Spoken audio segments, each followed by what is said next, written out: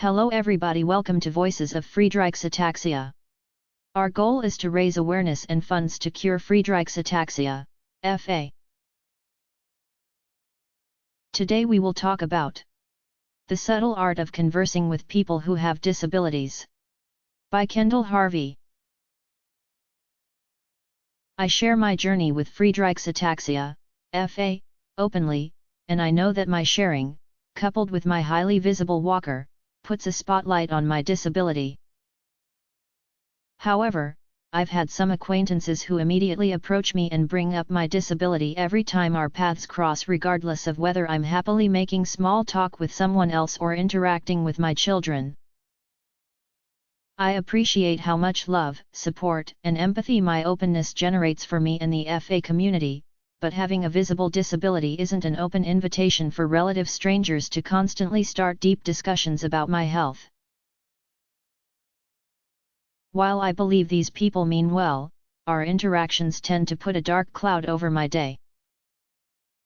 I'm painfully aware that I have a disability, as are the people I interact with, but that doesn't mean it's the only thing I'm capable of discussing.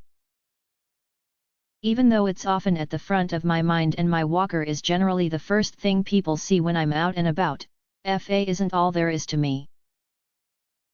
These interactions inspired me to share several points that can hopefully help able-bodied people be more conscious, courteous, and correct when interacting with those who have different abilities. Tips for talking with people with disabilities. First, we don't always have to talk about my disability, nor do I want to. FA and its effects are only a portion of who I am, so it's okay not to always talk about it. While discussing this point with my husband, he said, "What if, for example, someone had a sibling pass away? Would you bring that up and tell them how sorry you are or how unfair it is every single time you talked? Or if someone was having a bad hair day, would you corner them and tell them how brave they are for going about their day?"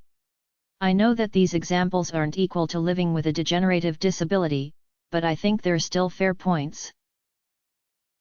Just like the devastating heartbreak of losing a loved one would make you unspeakably sad, FA makes me sad. Discussing it is healthy and necessary to process your feelings, but there's an appropriate time and place to do so. And when people call me brave with eyes full of pity, it just makes me feel so small and self-conscious. Second, if we chat and you don't acknowledge my walker or disability, that's fine. I promise I'm not thinking, how insensitive that they didn't acknowledge my FA. I'm only thinking about the normal and lovely conversation we had. Just because my struggle is visible doesn't mean that it needs constant acknowledgement. Next, I appreciate subtle offers to help me carry stuff or navigate tricky terrain, but for the most part, I will ask for help if I need it. I know my limits and capabilities well, and I'm not shy. There is a difference between condescendingly questioning my judgment about my abilities and being a friendly neighbor. Please just take cues from me and let me decide what I can and can't do. Lastly, and most importantly, I'm more than my disability.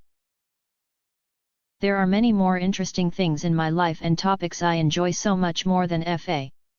Yes, FA is a big part of who I am physically, and that has refined my personality, but I don't want it to define me. I would rather talk about my family, a new restaurant, the latest House of the Dragon episode, weekend plans, or what is going on in your world. Kendall Harvey is a FA patient and this information was taken from Team Kendall with their permission. Their link is provided in description.